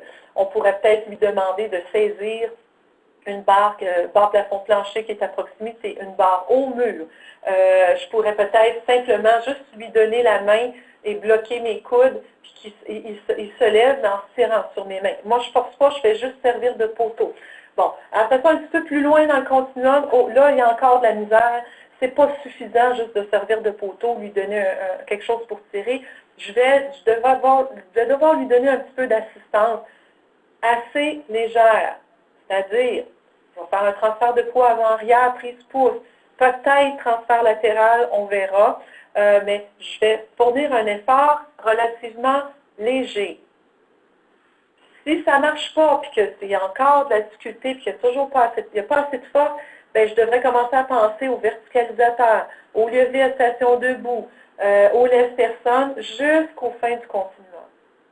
Quand je dis je ne veux pas qu'on force beaucoup, on va avoir quelque chose, je ne sais pas encore où, probablement au tout début, où est-ce qu'on expliquera aux gens, bien, premièrement, que selon NIOSH, l'équation de NIOSH, on ne devrait pas soulever plus de 35 livres dans des conditions optimales, c'est-à-dire saisie et dépôt à la hauteur de la taille, sans torsion, sans éloigner la charge, une charge qui est symétrique avec des belles poignées, qui ne frappe pas et qui ne griffe pas. Donc, ça veut dire que dès que je dois soulever quelque chose comme une jambe, comme aider une personne à se lever, vous allez voir que 35 livres, c'est pas gros. C'est pas long qu'on atteigne notre 35 livres. Puis notre 35 livres, il baisse même jusqu'à 0. Si je suis à bout de bras puis en torsion, c'est pas 35 livres que je devrais avoir comme limite, c'est 2 livres. OK? Je dis ça, je dis n'importe quel chiffre. Donc, on va expliquer ça. On va expliquer aussi que les efforts de tirer, il y a aussi des normes qui existent. Puis on va avoir des exercices dans la partie pratique qu'on va vous transmettre où vous pourrez faire comprendre aux gens, regarde, un effort sécuritaire, là, on va prendre un petit dynamomètre, ça coûte 40$ chez Canadian Tire. On va faire un effort pour que les gens comprennent que ça, là, c'est un effort qui est dans les limites des maximums sécuritaires.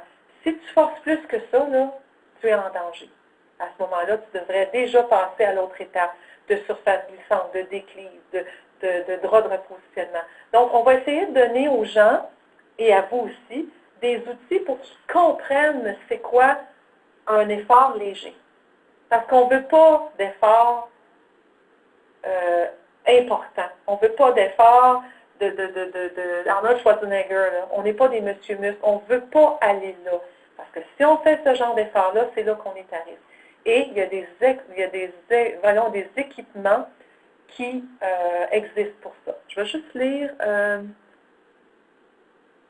Je trouve dommage qu'on utilise la grille de situations problématiques observées, car souvent les observations sont discutées à la va-vite.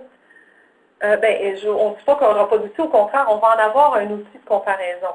Puis évidemment, ce que vous voulez mettre en place dans vos établissements, bien, ça sera à vous aussi là, de voir quels outils vous voulez mettre en place, mais nous, on va vous en servir. Je vois André qui dit on utilise déjà du dynamomètre, bien c'est ça. Il y aura, on va vous donner des trucs et des outils pour aider les gens à comprendre qu'à partir de quel moment c'est trop d'efforts, c'est trop de soulèvements. Entre autres, on disait peut-être une série de, je vais dire, de red flags ou de drapeaux rouges, où on dira, ben, tu sais, quand vous remontez quelqu'un à la tête du lit, là, si vous êtes obligé de vous donner, excusez l'expression, un swing par en arrière, puis de vous y prendre par 4 fois, puis que les pieds vous glissent au plancher, là, ben excusez, là, mais vous êtes déjà trop tard. C'est déjà trop loin dans l'effort. Ça fait déjà longtemps que vous auriez dû passer à un équipement de déplacement.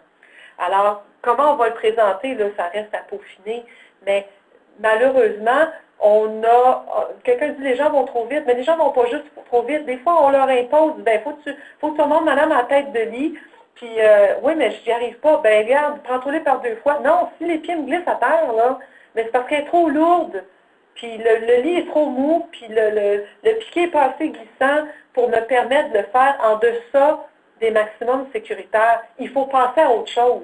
Il faut immédiatement passer à autre chose.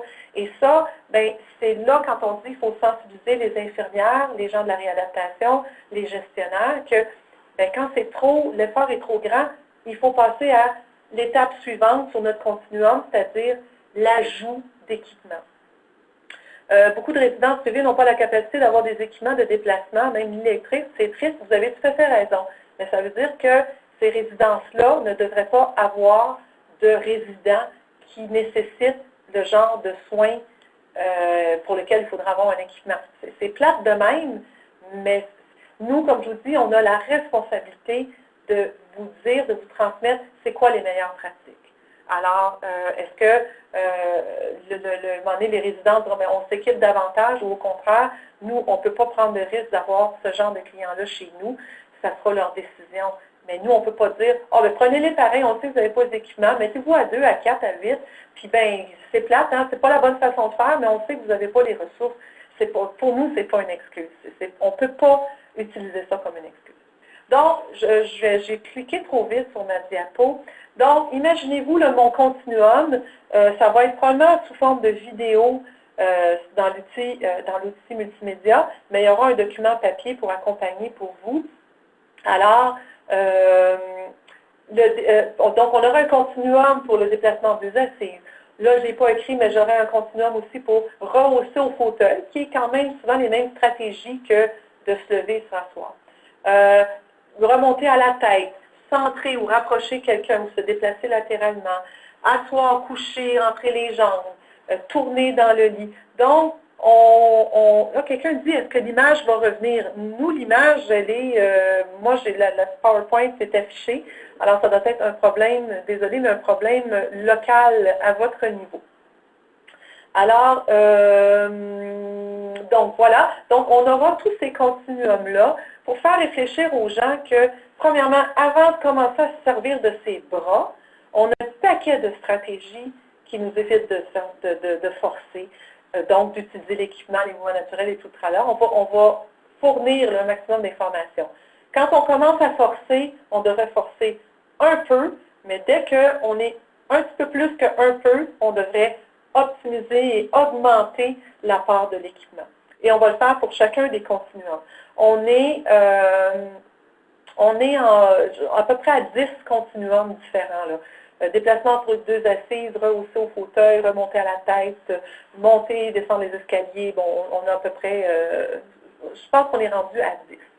Alors ça sera probablement présenté dans l'outil multimédia sous forme de vidéo, sous forme d'information, mais c'est ça que vous, comme formateur ou moniteur PDSB, vous allez devoir travailler après ça avec vos participants. Le problème qu'on a présentement, c'est qu'on on apprend à monter une personne à la tête du lit à un soignant en transfert de poids avant-arrière. C'est statique, c'est ça, c'est une recette, bingo. Mais on ne met pas cette façon-là en perspective avec toutes les autres options. Et ce qu'on veut, surtout, c'est que les gens réalisent que ça, c'est une option, mais dans une fourchette beaucoup plus large d'options. Puis avant d'en arriver là, évaluer les autres possibilités. Alors, ça va se faire pour tous les types de continuum. Donc, on aura aussi une section sur les postures sécuritaires de travail. Alors, tout à l'heure, quand j'ai parlé des principes de posture ou positionnement, bien, ces principes-là sont aussi applicables quand j'alimente quelqu'un ou quand je suis en train de changer un pansement. Et on va avoir, cette partie-là n'est pas encore très, très avancée, mais des applications dans différents milieux de travail. Mais ce qu'on veut que les gens comprennent, c'est que je sois en train de changer un pansement, de tenir une jambe au bloc opératoire pour le badigeon, ou de réparer un moteur d'auto, ou de travailler à mon ordinateur, ou de brasser un mélange à gâteau, les postures que je dois rechercher sont toujours les mêmes. Ce à quoi j'aspire, c'est toujours la même chose. Et les trucs pour garder une bonne posture, c'est les mêmes partout. Évidemment, le truc au bloc opératoire, la façon d'appliquer ce truc-là va être différente au bloc opératoire en soins palliatifs ou quand je suis en train de changer un pansement, c'est vrai. Mais le truc de monter ou descendre la tâche, ou de se monter ou de se descendre, ou de se rapprocher, bien, c'est un principe de base. Alors, on va travailler avec vous pour trouver des moyens pour que vous puissiez faire réfléchir aux gens dans leur milieu à vous. Vous n'êtes pas des experts de tout dans votre environnement. Hein? Si vous travaillez au bloc, vous ne savez peut-être pas ce qui se passe en radiologie, mais si moi je m'en vais en radiologie, même si je ne suis jamais allée, puisqu'une technologue me dit j'ai un problème avec telle affaire, même si je ne connais pas sa machine, je vais être capable quand même de dire, attends un petit peu, peux-tu monter, peux-tu descendre, peux-tu te rapprocher, peux-tu te placer différemment pour ne pas être en torsion? C'est le même raisonnement partout. Alors, on va avoir un bloc là-dessus. Et un bloc à la fin, évidemment, de conclusion, qui va inclure, entre autres, là maintenant là, que j'ai suivi cette formation-là de santé-sécurité. C'est quoi ma job à moi, là? C'est entre autres de lever le drapeau si je vois une situation dangereuse, d'informer l'infirmière quand un patient est rendu trop difficile à déplacer, de partager mes bons trucs avec les autres, de refuser de faire une tâche qui peut être dangereuse. Je vous donne l'exemple classique, un patient chute et quelqu'un dit, hey, on va se mettre à 3, on va la relever. Et souvent, le personnel va dire, on n'est pas supposé, puis la personne qui est en autorité dit, hey, on n'y aide pas, on la relève. Moi, je m'attends à ce qu'un travailleur qui a suivi la formation PDSB puisse dire, désolé, je sais que tu es en autorité, mais on ne soulève pas, puis je ne soulèverai pas ce patient-là. On va aller chercher l'aide-personne. Ça prend des reins solides, mais ce qu'on souhaite, c'est que les gens soient capables de discerner, non, ça, c'est une tâche que je ne devrais pas faire et je lève le drapeau parce que c'est rendu trop lourd. Je ne vous dis pas que d'encourager les gens à rien faire, de dire, moi, je ne travaille pas, c'est dur. C'est dur le travail de préposé, là, on s'entend. Ça va toujours être dur. Mais que les gens soient plus vigilants, ne pas accepter une situation qui est inacceptable. Quand est-ce qu'on doit rapporter une situation dangereuse? Comment la rapporter?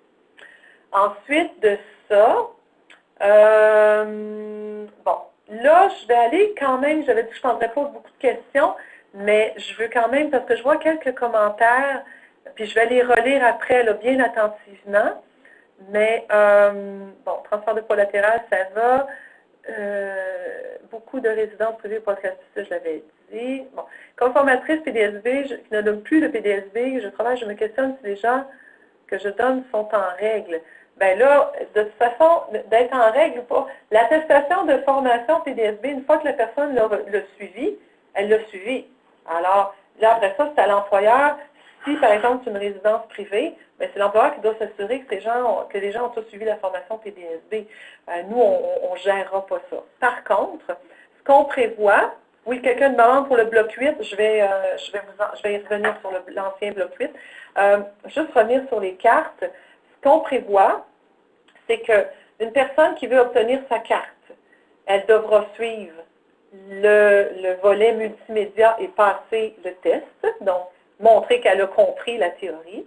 Et ensuite de ça, soit dans votre établissement ou ailleurs, elle ira suivre la partie pratique. Et là, la partie pratique, je n'ai pas grand-chose à vous dire pour le moment, mais je vais quand même vous en parler un peu dans quelques minutes. Mais c'est le moniteur PDSB qui va accompagner la travailleuse ou un groupe de travailleuses pour faire le volet pratique et qui va quand même au final dire, OK, on a fait ça. Elle a les comportements attendus et check, on émet la carte. On ne vous demandera pas pour émettre la carte d'avoir vu une liste de 12 manœuvres. C'est pas ça.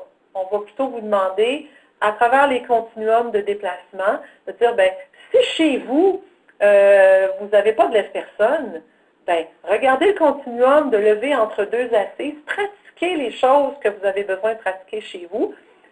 Regardez quand même, montrez que ça existe les laisse-personnes, mais ça donne quoi à enseigner le laisse-personne à quelqu'un qui ne s'en servira pas jamais, mais que peut-être dans 5 ans, va aller travailler en CHSLD, et quand elle va arriver là, oui, elle a appris le laisse-personne il y a 5 ans, mais elle s'en est jamais servi. De toute façon, comme employeur, vous avez la responsabilité de vous assurer que les gens sauront comment utiliser les bons équipements. Donc, ce qu'on va vous demander, c'est plus de valider avec vos participants, est-ce qu'ils ont les bons comportements?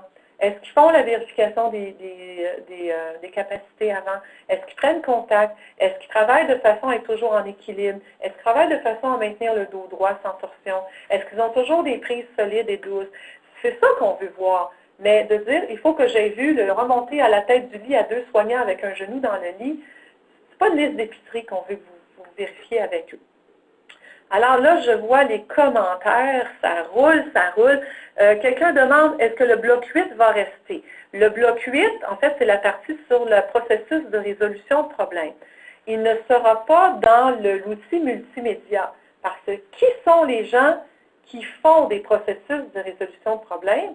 Ce sont vous, les formateurs, les moniteurs PDSB.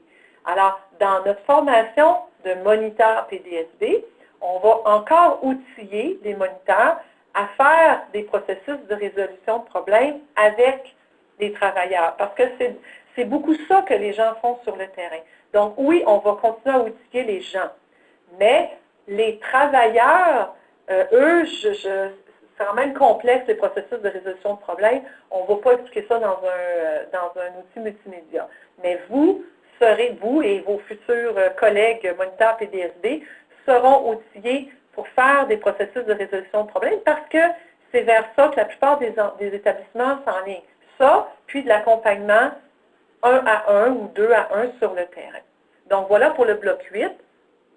Est-ce qu'il y aura une obligation de renouvellement de cartes? Malheureusement, je dis malheureusement, non, il n'y aura pas d'obligation de renouvellement. La raison étant que, premièrement, les cartes, s'ils n'en tenaient qu'à nous, il n'y en aurait pas. Ce n'est pas nous qui avons demandé qu'il y ait une carte qui soit émise. C'est très, très lourd à gérer et de devoir recertifier, puis recertifier en fonction de quoi, c'est extrêmement lourd. Et là, on parle de plusieurs dizaines de milliers de personnes qui ont la carte PDSB. Ce n'est pas dans notre mission. Nous, notre mission, c'est de monter la meilleure formation possible et de s'assurer qu'elle soit accessible à tout le monde, qu'elle soit transmissible facilement. Les établissements, c'est votre responsabilité de vous assurer que votre personnel applique les PDSB. Dans le sens que quand vous recevez, si vous recevez une nouvelle technicienne en laboratoire, elle a son diplôme, vous vous dites, elle a son diplôme, puis ça s'arrête là, puis après ça, au quotidien, vous vous assurez qu'elle fait bien sa job. C'est la même chose. La préposée, elle arrive avec son diplôme de préposée qui inclut PDSB. Alors, à ce moment-là, ça fait partie de vos responsabilités d'employeur de vous assurer qu'elle fait bien sa job. Ça fait partie de vos responsabilités d'employeur de vous assurer aussi que si vous introduisez des nouveaux équipements ou qu'il y a des équipements spécifiques dans votre contexte chez vous, que vous lui montrez comment s'en servir. Parce que même si elle a appris comment se servir d'un verticalisateur à l'école, c'est peut-être pas le même modèle que vous avez chez vous. Vous avez peut-être une politique particulière par rapport à cet équipement-là en raison d'un environnement X, Y, Z qui fait en sorte que vous devez l'utiliser d'une certaine façon. Ou comme je disais tantôt, c'est pas parce qu'une travailleuse a son diplôme de PAB qui inclut PDSB, qui a travaillé en résidence privée pour aînés pendant 10 ans, qui n'a jamais utilisé le personne de sa vie, quand elle débarque au CIUS de la Montérégie, qu'est-ce qui vous dit? Elle l'a appris il y a 10 ans parce qu'elle s'en est jamais servi. Vous avez quand même la responsabilité de l'accompagner dans l'apprentissage ou dans le rafraîchissement de ces équipements-là. Alors, c'est vraiment pas dans notre mission à nous de commencer un processus de certification. Ensuite de ça, je vais quand même vite sur les questions parce que je vais toutes les lire, les commentaires aussi. Prévoir limite de temps entre le passage de la théorie et la pratique, oui. On ne sait pas encore exactement le délai qu'on va donner, mais ce qu'on souhaite, c'est que la personne qui fait le e-learning, elle le suive. Ensuite, elle passe le test, ce sera enregistré quelque part. Et lorsque vous l'accompagnerez pour le volet pratique, pour pouvoir émettre la carte, vous dites, désolé, ça fait 6 mois que vous faites le e-learning, c'est trop tard. Il faudra, pour émettre la carte, il faudra qu'il y ait un délai assez court entre les deux. Sinon, vous allez être obligé de tout répéter. Si vous voulez, par contre, je pense à une personne en particulier avec qui j'ai beaucoup jasé de ça, si chez vous, dans votre établissement, vous voulez continuer à donner la théorie, donnez-la. Les gens vont quand même avoir suivi le e-learning, puis vous voulez revenir sur les mouvements naturels, puis vous voulez revenir sur les niveaux d'assistance. Libre à vous de le faire, ce n'est pas un problème. Mais pour ceux qui n'ont pas les ressources pour l'enseignement, au moins les gens auront tous reçu le volet théorique et le même volet théorique. Ce qu'on va demander aux moniteurs après, dans le volet pratique, c'est de revoyer avec les gens les mouvements naturels pour qu'ils comprennent bien c'est quoi. On a des petits jeux, des petits exercices qu'on veut faire faire. Revoyez avec les gens les différents mouvements du soignant, transfert de poids, contrepoids, pour qu'ils comprennent bien, parce qu'ils l'ont vu sur un écran. C'est pas comme ça qu'ils vont l'apprendre. Faites-les travailler ça. Puis après ça, faites-les les tests pour les efforts, pour qu'ils sentent c'est quoi 35 livres, puis c'est quoi un effort en traction de plus de tant de Newton. Faites ça. Puis après ça, prenez les continuums de déplacement et allez pratiquer les affaires qui sont pertinentes chez vous, dans votre contexte avec vos équipements, et vous pourrez après ça vérifier, pas, on a vu les 10 manœuvres, mais bien dans les manœuvres, oui, Suzanne, elle pense toujours à écarter ses pieds, elle pense toujours à garder son dos droit, elle pense toujours à prendre un bon contact avec le patient. C'est ça qu'on veut voir. On veut des habiletés qui vont être transférables et non pas juste dire, check, j'ai vu les 4 manœuvres qu'il fallait, mais finalement, elle ne s'en sert pas dans son quotidien. Alors, je reviens encore dans les commentaires.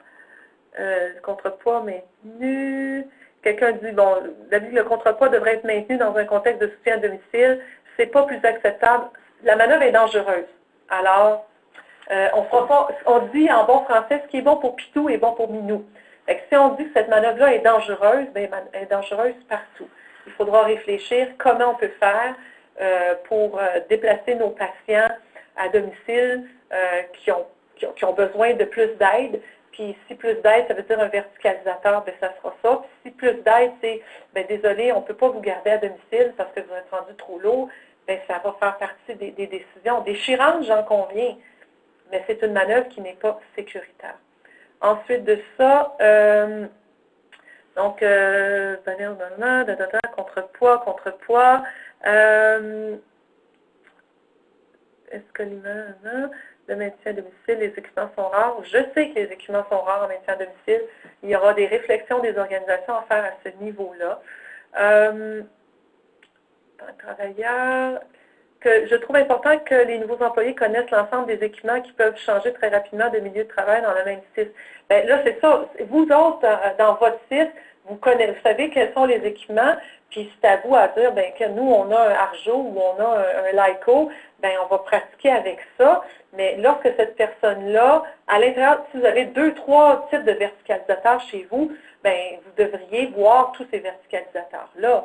Par contre, s'il y en a juste un, bien, voyez celui-là, puis si la personne change d'établissement, bien, il faudra s'assurer, lorsqu'elle arrive dans un autre établissement, qu'elle connaît.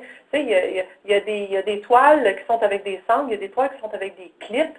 Bien, si tu n'as jamais travaillé avec une sorte d'équipement, mais c'est à toi, puis ça fait partie aussi des choses qu'on veut dire aux travailleurs, c'est que si vous arrivez quelque part, puis qu'on vous demande de travailler avec des équipements que vous n'avez jamais vus, puis que vous ne connaissez pas, bien, levez le drapeau. Vous ne devriez pas accepter de déplacer un patient en lève-personne si vous n'avez jamais utilisé un lève-personne de votre vie ou si ça fait 10 ans que vous n'avez pas utilisé un lève-personne. Donc, voilà. Donc, limite de temps pour le passage de la théorie à la pratique, oui. Évidemment, si par contre, chez vous, vous dites, bien, moi, chez nous, les gens, on va s'attendre à ce qu'ils aient vu le e-learning, puis après ça, on va se servir du matériel pour faire des capsules de rafraîchissement, puis j'entendais tantôt des gens qui discutaient avant le début du webinaire, moi je fais un 3 heures, moi je fais un 4 heures. Libre à vous, vous pourrez vous en servir comme vous voulez.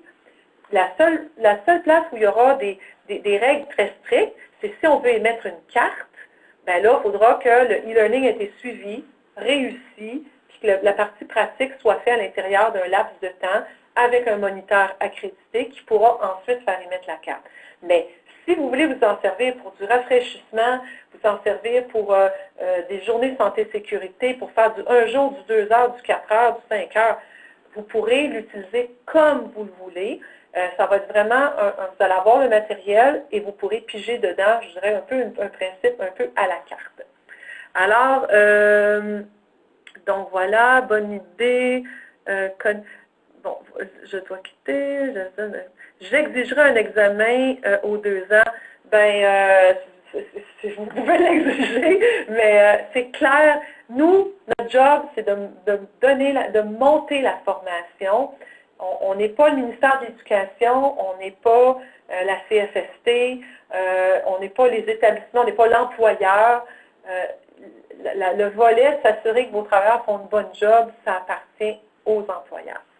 Ensuite de ça, est-ce que les frais seront alloués pour suivre la formation? Quel montant prévoyez-vous? Le e-learning, le volet e-learning va sans doute être gratuit et pourra être vu et utilisé par tout le monde.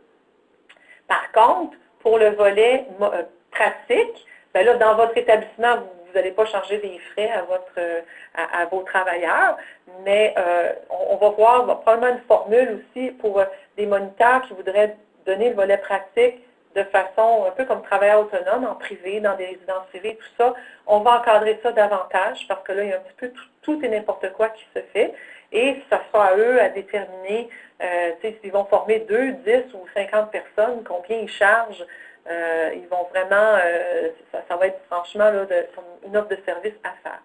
Ensuite de ça, quelqu'un dit, question à demander à la staff et au formateur, ben, vous pouvez toujours m'écrire, m'envoyer un courriel, c'est pas un problème.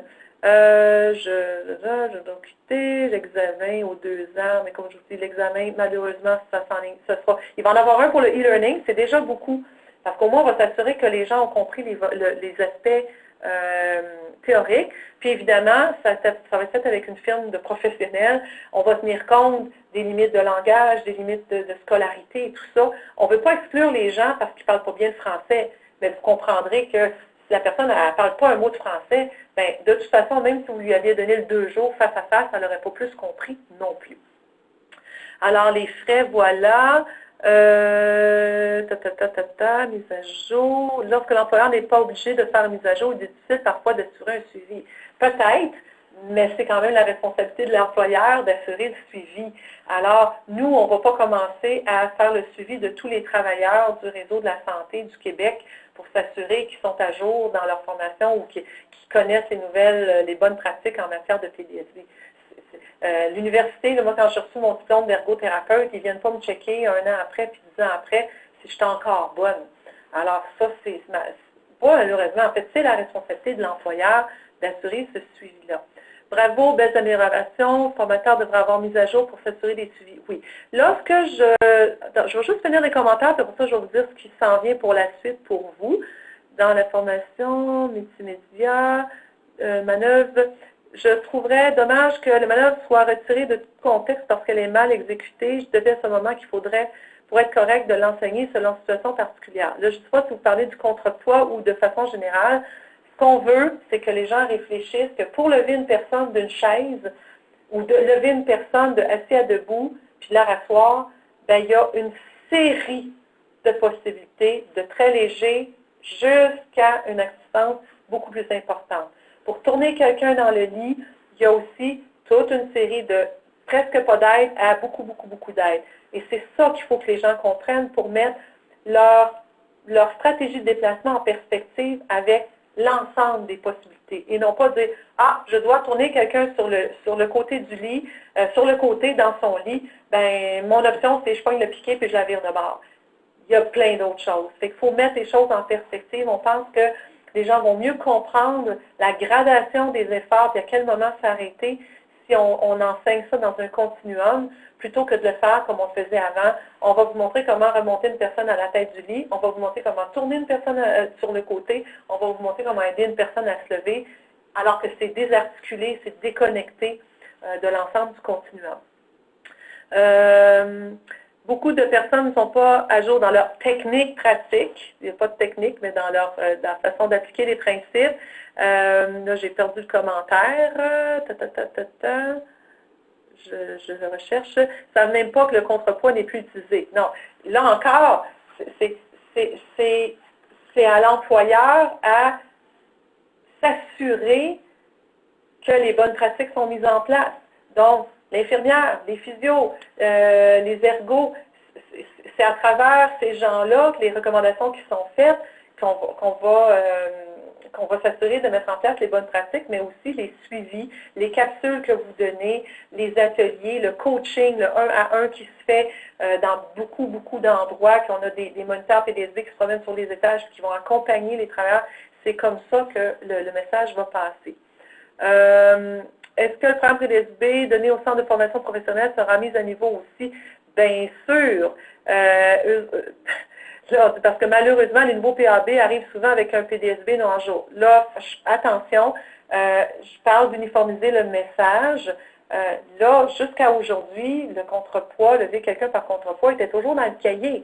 Alors, c'est normal que les gens arrivent avec cette information-là. Par contre, il y a beaucoup d'endroits, et je connais plusieurs endroits où est-ce qu'on dit, nous autres, chez nous, on n'utilise pas cette façon de faire-là, on l'a rayé de nos options. Mais c'est qui l'écrit, les options, dans le dossier du patient? C'est l'infirmière, c'est la physio, c'est l'ergo. Alors, si on a écrit, on lève madame en transfert de poids avant-arrière ou on la lève au verticalisateur, ben ça part de là, si on veut arrêter d'utiliser le contrepoids. Les soins à domicile. Là, c'est parce que ça bouge vite, je ne suis pas capable de lire. Bon, là, je vous explique ce qui s'en vient pour la suite, parce que je pense que les questions vont dans ce sens-là. Quelqu'un dit, est-ce que vous êtes en train de confirmer que nous devons rayer à partir d'aujourd'hui le contrepoids auprès des travailleurs? Ben oui, là, je veux dire, ça, là, c'est clair qu'on ne l'enseignera plus. Est-ce que ça va se faire encore? Je vous jure que oui, je suis sûre que oui. Mais nous, on ne l'enseignera plus parce que ce n'est pas une manœuvre qui est sécuritaire. Après ça, ben là, si les gens continuent à l'enseigner puis à le faire, il y a un bout qui ne nous appartient pas. Est-ce que ça va être disponible en anglais? Ce n'est pas prévu dans un premier temps. La STAR, c'est quand même une organisation québécoise qui doit transmettre ces informations en français. Je ne vous dis pas qu'il n'y aura pas des choses qui seront disponibles en anglais, mais dans un premier temps, ça va être en français. Et voilà, de tout traduire, ça implique quand même des coûts importants. Puis gardons en tête que tout travailleur du réseau de la santé au Québec devrait maîtriser un minimum la langue française. Alors, on n'a pas cette obligation-là. On demande, est-ce que la littérature pour le contrepoids, la manœuvre est dangereuse car souvent mal exécutée ou qu'elle est jugée dangereuse? Elle est jugée dangereuse tout court, même bien exécutée. Il y a trop d'efforts, trop de compression sur la colonne. Il y a trop de compression. Le synchronisme n'est jamais là. Il y a une petite partie de situation de possibilités où ça peut être pas dangereux puis sont très, très rares. Alors, on ne le fait plus, point final, c'est fini, on n'en discute plus. Quel sera le rôle du moniteur PDSB? Bon, vérifier, consolider les apprentissages, donc ce que je vous disais tantôt, de revoir par exemple les mouvements naturels, le transfert de poids, ces choses-là. Peut-être de dire, ah mais nous on va revenir sur les niveaux d'assistance, on veut revenir sur les différents principes avec les affiches, vous pourrez le faire. Transférer les méthodes génériques en situation réelle de travail. Nous, quand on va faire notre vidéo, on va parler remonter le patient couché à la tête de 3 petits points. Mais 3 petits points, ça peut être un lit, ça peut être une civière, ça peut être une table en radiologie, ça peut être une civière douche. C'est vous qui allez recontextualiser vos affaires parce que vous dites, ah ben là, je suis avec une gang de CHSLD, on va regarder civière douche, on va regarder lit, mais en radiologie, ben, c'est pas remonter en tête du lit, c'est remonter sur une civière. Mais essayez donc de les faire pratiquer sur une vraie, pas civière, mais une vraie table d'examen en radiologie, ça va être beaucoup plus payant. Combien de temps prévoir à l'embauche de la partie pratique suite à la partie multimédia obligatoire? Ouf, on n'est pas rendu dans ces détails-là, André. Quelqu'un dit, je débute formation à PED l'automne, je comprends que le multimédia sera disponible seulement en 2020. Absolument. Ça sera pas, c'est sûr que ce n'est pas avant le début de 2020. Si je reviens au rôle du moniteur, donc, s'assurer que les gens ont compris la théorie, les aider à s'approprier les notions physiques, les aider à transférer des méthodes génériques en situation réelle, donc à le remettre dans leur contexte de travail et vérifier la présence des comportements attendus. Donc, oui, elle plie ses genoux, oui, elle garde son dos droit. Ah, elle a tendance à oublier de faire la vérification spontanée des capacités. Il va falloir revenir là-dessus. Vous allez pouvoir, pareil, émettre la carte. Mais vous pourrez dire, bien, toi, fais attention à ça, ça, ça, ça, ça. Ils ont quand même participé à la formation, mais vous saurez sur quoi vous concentrer. Là, où est-ce qu'on en est? Là, on est en plein développement de contenu. On va confirmer ces jours-ci avec la firme avec laquelle on va travailler. On a eu des belles offres de services. Donc, on est dans le contenu. Moi, je vous dirais, je suis pratiquement à temps plein là-dedans depuis le printemps. On souhaite mettre le e-learning en ligne au début 2020. Ça s'enligne pour ça. Là, regardez, c'est notre objectif. On va faire des tests de formation de moniteur PDSB, le nouveau format, à l'automne 2019. Le e-learning ne sera même pas encore en ligne, mais je vais probablement aller donner une journée de condenser le nouveau contenu, les nouvelles affiches à ces futurs moniteurs-là avant de leur donner la formation de moniteur, qui devrait être de 4 ou de 5 jours. C'est des groupes tests. C'est déjà canné, c'est déjà cédulé avec un établissement.